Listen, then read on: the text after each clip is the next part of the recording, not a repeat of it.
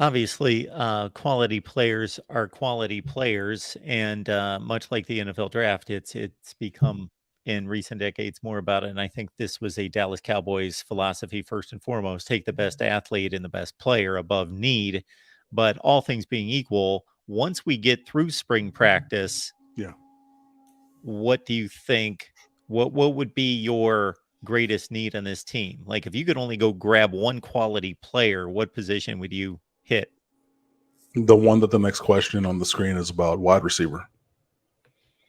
We're so bereft of top end talent that, yeah, it's been a struggle. I mean, it's been a struggle at the top end of the roster for 2 years now. Well, one going on to, the year with Charleston Rambo and look, I know everybody's like, he's, to use my own phrase, he's extra regular. You know what I mean? He's not anybody's world beater. He's not the reigning Biletnikoff winner, Jordan Addison, when he transferred into USC. He's not, like that.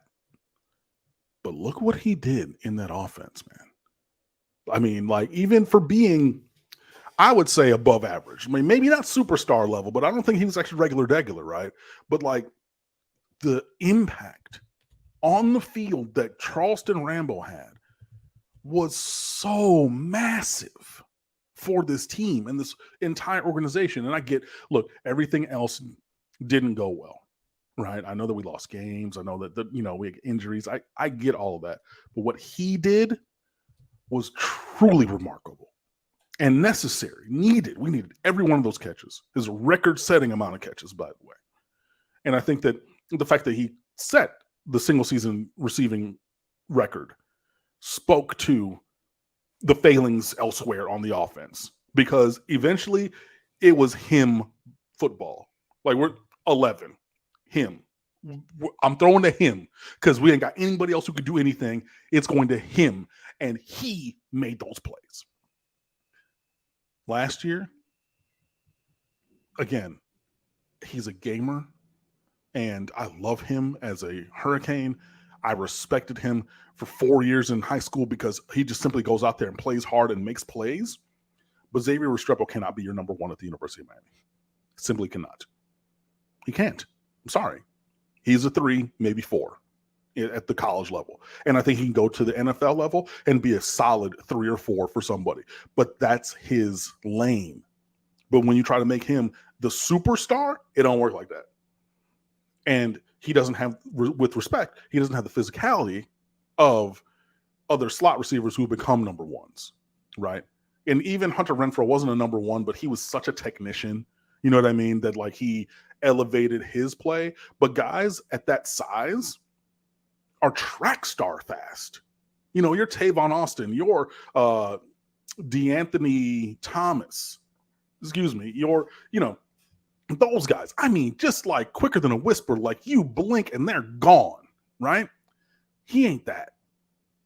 And that's okay. But when he becomes your number one in the offense, then things are outbalanced. Things are not where they need to be.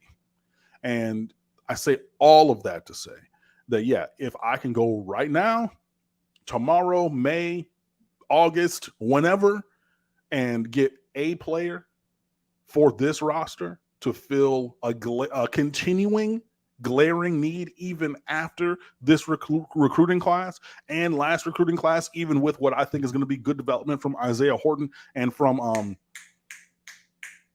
the other dude, Colby Young, number one wide receiver, an ex-wide receiver, tomorrow, today, right now.